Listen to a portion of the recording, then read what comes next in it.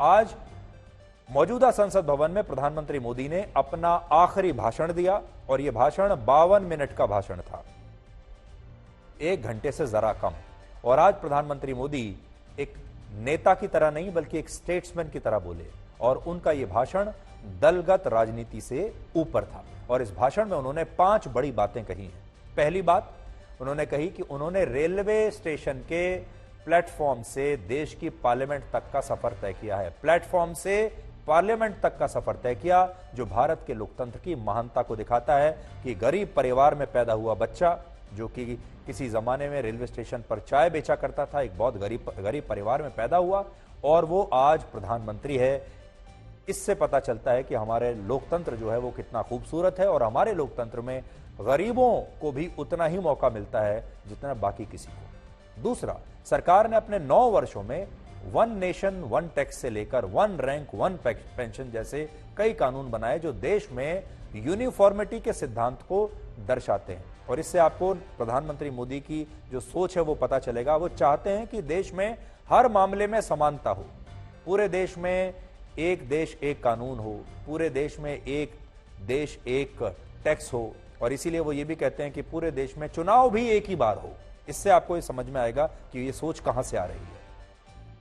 तीसरी बात उन्होंने कही, मौजूदा संसद भवन ने इमरजेंसी में लोकतंत्र पर हमला भी देखा है और इसी संसद भवन की वजह से देश में मजबूत लोकतंत्र की वापसी भी हुई है। चौथा, प्रधानमंत्री मोदी ने कहा कि यह वो सदन है जहां कभी बटुकेश्वर दत्त और भगत सिंह ने अपनी वीरता सामर्थ्य से ब्रिटिश हुकूमत को बम धमाका करके हिला दिया था, जगा दिया था।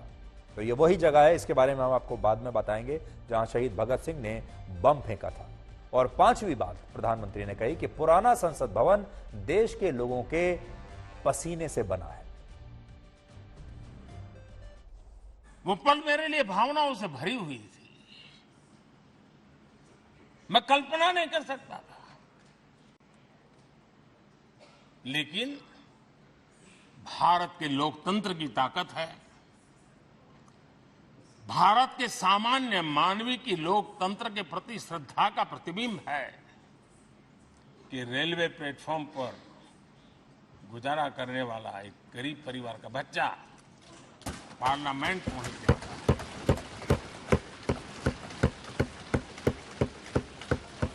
मैंने कभी कल्पना तक नहीं की थी कि देश मुझे इतना सम्मान देगा, इतना आशीर्वाद देगा, इतना प्यार देगा। सोचा नहीं था अध्यक्ष जी। दशकों से लंबित विषय, उनका स्थायी समाधान भी इसी सदन में हुआ। आर्टिकल 370, ये सदन हमेशा हमेशा गर्व के साथ कहेगा कि सदन के कारण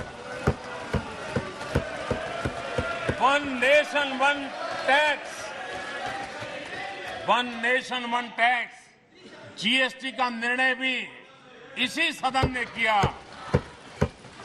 1 रैंक 1 पेंशन, ओआरओपी, ये भी इसी सदन ने देखा। इसी सदन ने इमरजेंसी में लोकतंत्र पर होता हुआ हमला भी देखा था और इसी सदन ने भारत के लोगों की ताकत को एहसास कराते हुए मजबूत लोकतंत्र की वापसी भी इसी सदन ने देखी थी। वो राष्ट्रीय संकल्प भी देखा था, ये सामर्थ्य भी देखा था। ये वो सदन है जहां कभी भगत सिंह, बटुकेश्वर दत्त, उन्होंने अपनी वीरता सामर्थ्य से अंग्रेज सल्तनत को जगा दिया था बम का धमाका करके। वो बम की गूंज भी जो देश का भला चाहते हैं उनको कभी सोने नहीं देती। इसी सदन में मनमोहन जी की सरकार कैश फॉर वोट को भी, उस कांड को भी सदन ने देखा है। ये सही है, इस इमारत के निर्माण करने का निर्णय विदेशी शासकों का था, लेकिन ये बात हम न कभी भूल सकते हैं और हम गर्व से कह सकते हैं कि इस भवन के निर्माण में पसीना मेरे देशवासियों का लगा था, परिश्रम मेरे देशवासियों का लगा था और पैसे भी मेरे देश के लोगों के। आज G20 की सफलता को भी आपने सर्वसम्मति से सराहा है। मैं मानता हूं देशवासियों का आपने गौरव बढ़ाया है। मैं आपका आभार व्यक्त करता हूं। G20 की सफलता 140 करोड़ देशवासियों की है। ये भारत की सफलता है, किसी व्यक्ति की सफलता नहीं है, किसी दल की सफलता नहीं है। भारत के फेडरल स्ट्रक्चर ने, भारत की विविधता ने 60 स्थानों पर 200 से अधिक समिट और उसकी मेजबानी हिंदुस्तान के अलग अलग रंग रूप में देश की अलग अलग सरकारों ने बड़े आन बान शान से की और ये प्रभाव पूरे विश्व भर के मन पर पड़ा हुआ है। ये हम सबके सेलिब्रेट करने वाला विषय है। चंद्रयान 3 की सफलता न सिर्फ पूरा भारत, पूरा देश अभिभूत है और इसमें भारत के सामर्थ्य का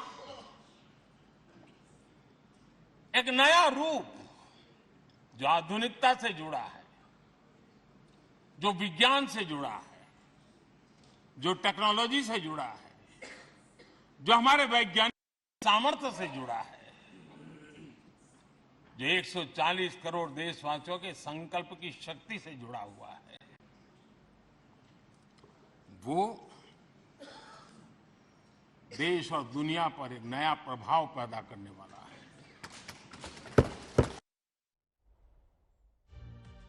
कल गणेश चतुर्थी है और कल ही भारत का लोकतंत्र अपने नए घर में शिफ्ट करेगा और पुराना संसद भवन एक स्मृति चिन्ह में बदल जाएगा। कल सुबह एक और बात भी होगी।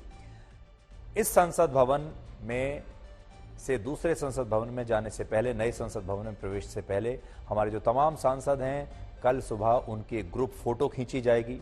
यानी एक तरीके से जैसे आप फेयरवेल देते हैं, जब आप स्कूल में रहे होंगे तो आखिरी दिन एक ग्रुप फोटो क्लास की जरूर होती थी, वैसे ही एक ग्रुप फोटो इस पुराने संसद भवन में खींची जाएगी। और नए संसद भवन में शिफ्ट होने से पहले मौजूदा संसद भवन के सेंट्रल हॉल में एक कार्यक्रम होगा जिसमें उपराष्ट्रपति जगदीप धनखड़ राज्यसभा के चेयरमैन के तौर पर अपना भाषण देंगे। प्रधानमंत्री मोदी लोकसभा में सदन के नेता के तौर पर अपना भाषण देंगे। इसके अलावा लोकसभा में नेता प्रतिपक्ष के तौर पर अधीर रंजन चौधरी का भाषण होगा और राज्यसभा में सदन के नेता के तौर पर पीयूष गोयल का भाषण होगा और राज्यसभा में नेता प्रतिपक्ष के तौर पर मल्लिकार्जुन खड़गे भाषण देंगे। इसके अलावा 3 और नेता सेंट्रल हॉल में भाषण देंगे।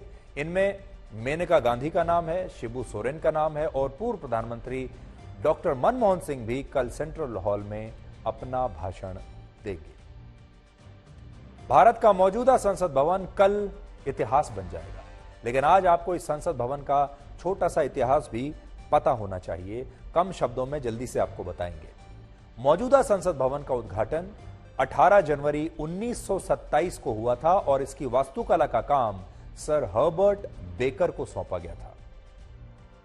उस समय सर हर्बर्ट बेकर चाहते थे कि भारत का मौजूदा संसद भवन त्रिकोण आकार का हो जैसा कि नया संसद भवन है, लेकिन तब इस पर सहमति नहीं बनी और ब्रिटिश आर्किटेक्ट सर एडविन लटियंस ने यह सुझाव दिया कि यह भवन गोलाकार का होना चाहिए और फिर बाद में ब्रिटिश सरकार ने भी हर्बर्ट बेकर के प्रस्ताव को खारिज करके सर एडविन लटियंस के सुझाव पर अमल करने के लिए कहा और इसे गोलाकार यानी गोल आकृति में बनाया गया।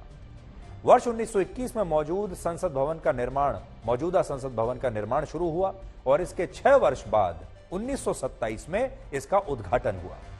अंग्रेज इस संसद भवन को सेंट्रल लेजिस्लेटिव असेंबली कहते थे, जहां से ब्रिटिश सरकार पूरे भारत पर हुकूमत करती थी, शासन चलाती थी। और इस बात को भारत के सारे क्रांतिकारी बहुत अच्छी तरह से जानते थे। इसलिए वो इस सेंट्रल लेजिस्लेटिव असेंबली को गुलामी के सबसे बड़े प्रतीक के तौर पर देखते थे, इसी संसद भवन को जिसकी आज हम बात कर रहे हैं। और इन क्रांतिकारियों में शहीद आजम भगत सिंह और शहीद बटुकेश्वर दत्त भी थे, जिन्होंने अंग्रेजी सरकार के खिलाफ विरोध करते हुए इसी संसद भवन में बम फेंका था। और उस घटना के दौरान वहां सदन में मोतीलाल नेहरू और मोहम्मद अली जिन्ना जैसे बड़े नेता भी मौजूद थे। लेकिन तब इस भवन में मौजूद किसी भी भारतीय नेता ने भगत सिंह और बटुकेश्वर दत्त का साथ नहीं दिया था, यह बात भूलिएगा नहीं। इसके अलावा इसी संसद भवन पर वर्ष 2001 में पाकिस्तान से आए आतंकवादियों ने भी हमला किया था, जिसमें हमारे 9 जवान शहीद हो गए थे। और इस हमले के दौरान मैं खुद उस दिन संसद भवन में मौजूद था, मुझे अच्छी तरह से यह पूरा हमला याद है। किसी ने कल्पना भी नहीं की थी कि आतंकवादी एक दिन भारत की संसद भवन में प्रवेश कर जाएंगे और बाहर बहुत समय तक गोलीबारी चलती रही। और ये जो हथियारबंद आतंकवादी थे पूरी तैयारी के साथ आए थे और इनकी तैयारी ये थी कि अगर इन्हें कई दिनों तक इस संसद भवन में रहना पड़े तो भी ये रह पाएं, इतनी तैयारी के साथ आए थे। और इनकी योजना ये थी कि ये अंदर प्रवेश करते, उसके बाद हमारे देश के बहुत सारे सांसदों को ये वहां पर बंदी बनाकर रखते या फिर उनकी हत्या भी कर सकते थे। लेकिन अच्छा ये हुआ कि वो संसद भवन के अंदर, जो मुख्य द्वार है संसद भवन का, अंदर वहां प्रवेश नहीं कर पाए, उससे पहले ही इन्हें मार दिया गया।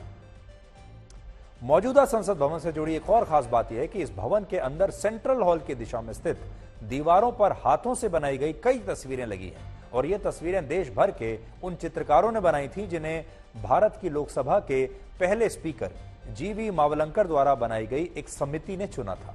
इसके अलावा मौजूदा संसद भवन से जुड़ा एक रोचक तथ्य यह है कि गोलाकार होने की वजह से इस भवन के अंदर ज्यादातर मोड़ एक जैसे लगते हैं, जिसकी वजह से कई सांसदों को इस इमारत को समझने में काफी समय लग जाता है। और नई संसद के निर्माण के दौरान इस बात का पूरा ध्यान रखा गया है। मैंने वर्षों तक संसद को कवर किया है, वर्षों तक मैं भारत की संसद में रहा हूं कवर करने के लिए। इस राजनीति को मैंने बहुत करीब से देखा है और यह बात बिल्कुल सही है कि वो सारे संसद के जो द्वार हैं वो एकदम एक जैसे दिखते हैं। और अगर कोई शुरू में जाए तो उसे काफी समय लगता है उस पूरे संसद भवन की बिल्डिंग को समझने में। और शुरुआत में चाहे वो सांसद हो, चाहे पत्रकार हो या मेहमान हो, सभी लोग एक तरीके से खो जाते हैं इस संसद भवन की इमारत में। तो ये बना ही कुछ इस तरीके से है।